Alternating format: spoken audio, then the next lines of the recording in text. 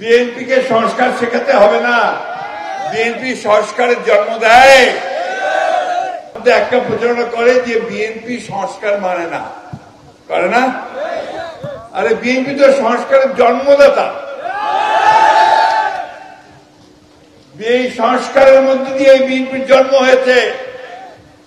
1975 সালে শেখ মুজিবের পতনের পরে যখন জনগণ সিপাহী বিপ্লবের মধ্য দিয়ে শহীদ প্রেসিডেন্ট জিয়া রহমান সাহেবকে রাষ্ট্র পরিচালনার দায়িত্ব দিলেন, মনে আছে আপনাদের?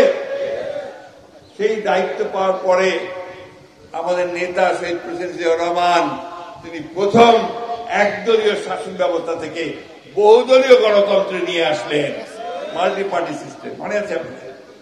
তখন নির্বাচন হয়েছিল, সমস্ত দলগুলো নির্বাচনে অংশ নিয়েছিল, তাই না? এবং সেই নির্বাচনে বিএনপি জয় লাভ করেছিল, বিএনপি গঠন করেছিল। এরপরে সংবাদ মাধ্যমকে তিনি মুক্ত করে দিয়েছিলেন। এই যে এতগুলো মিডিয়া দেখছেন, এটা শুরু তো করেছিলেন শহীদ প্রেসিডেন্ট জিয়া রহমান। শেখ মুজিব 4টা পত্রিকা রেখে বাকি সব বন্ধ করে দিয়েছিল। এগুলো ইতিহাস আমাদের মনে রাখতে হবে, বারবার বলতে হবে, ভুলে গেলে চলবে না। 25 বছরের ওয়ারেন্টিযুক্ত দীর্ঘস্থায়ী দরজা প্রোটেক্টর, আধুনিক ও মজবুত দরজা।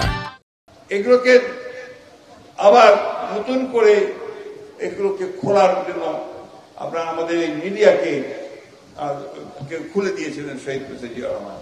আমাদের মা বোনেরা বসে আছেন এখানে, ওনারা অনেকেই জানেন না যে এই মা বোনদের কোনো অধিকার ছিল না, এই অধিকারগুলো ফিরিয়ে দিয়েছিলেন শহীদ প্রেসিডেন্ট জিয়া রহমান।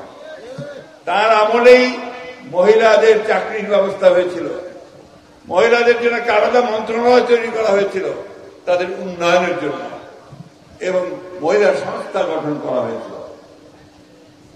দেশনেত্রী বেগম খালেদা জিয়া তিনি সেই যে আপনার প্রেসিডেন্সিয়াল ফর্ম অফ গভর্নমেন্ট, সেখান থেকে তিনি পার্লামেন্টারি ফর্ম অফ গভর্নমেন্টে নিয়ে এসেছিলেন। আজকে একটা দল একমাত্র ধর্মের দাবিদার, ইসলাম ধর্মের দাবিদার বলে দাবি করে, তাই না? আরে সংবিধানে প্রথম বিসমিল্লাহির রহমানির রহিম সংযোজন করেছিলেন শহীদ প্রেসিডেন্ট জিয়া রহমান। আল্লাহর উপর অবিচল আস্থা ও বিশ্বাস স্থাপন করে রাষ্ট্র পরিচালিত হবে, এই কথা সন্নিহিত করেছিলেন শহীদ প্রেসিডেন্ট জিয়া রহমান। এখন তারা বলে যে বিএনপিকে তারা অন্যভাবে চিহ্নিত করতে চায়। বন্ধুগণ, আমি কথাই সেই জন্য বললাম যে সংস্কারের ধারক বাহক জন্মদাতা হচ্ছে বিএনপি। বিএনপিকে সংস্কার শেখাতে হবে না, বিএনপি সংস্কারের জন্ম দেয়।